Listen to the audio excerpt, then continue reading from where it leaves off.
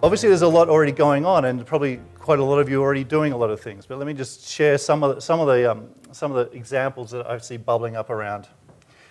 So this is the at ease. Who's familiar with this one? Anyone? Dave, I know you would be. So it's a content-oriented platform talking specifically to veterans to help them find the resources they need for mental health services. Okay, so it's bringing in layers of community, but it's specifically thinking about a very specific audience and how you package content up in a way that's speaking to that audience, not just speaking about the traditional documents and the hundreds of pages of other stuff that's locked behind on the web page. It's coming out in front and making something very accessible and speaking with consistency. Redlands, the City Council in Queensland, embracing video, for example. Teaching people how to identify weeds that they should be helping to eradicate in that particular environment. Running community events where people collect those weeds and then turn them into baskets. I was as shocked as you were. This is an example. Dave was telling me about this because I know Content Group is working with Capital Metro on this particular platform. It's a very, very interesting model of leading with communication but putting content at the core. It's the content vision, the content strategy that then drives the media relations strategy, that then drives the event strategy, that then drives the online strategy, the platform, the social media channels, the Twitter feed that helps amplify that message.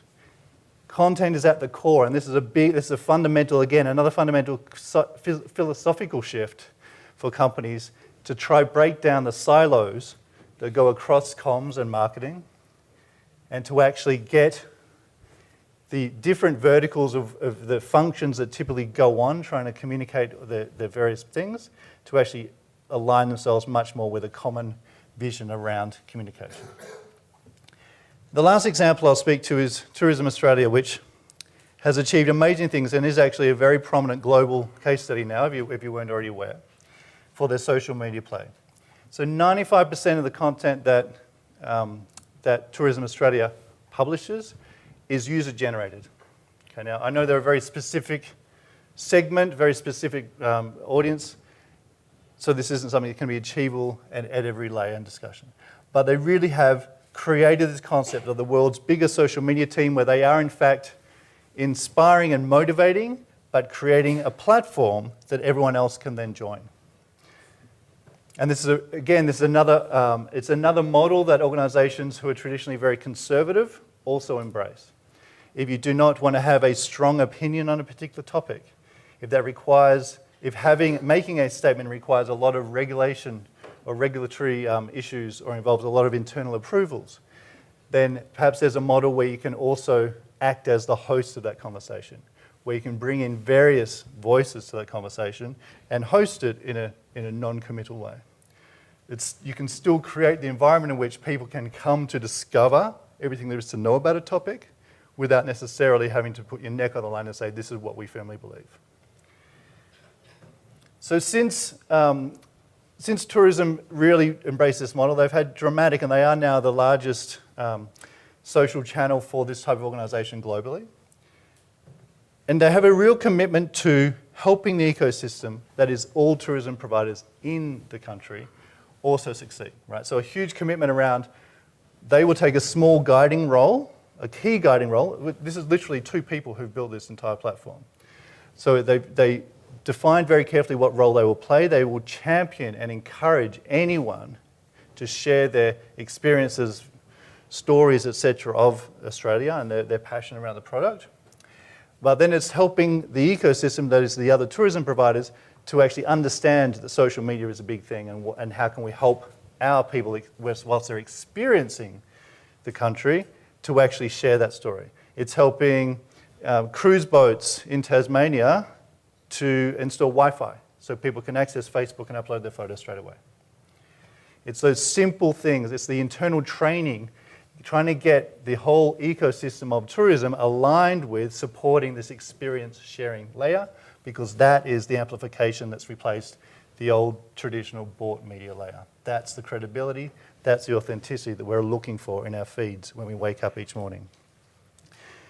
Also not scared to run with real time. So as much as a content calendar is critical to actually publishing with consistency and frequency, having a space or a commitment to monitoring topics that are trending or that are hot is another important layer, because news and currency is a very important part of that native spin when people are sharing content. People like to share things that are novel or that are current in other people's feeds.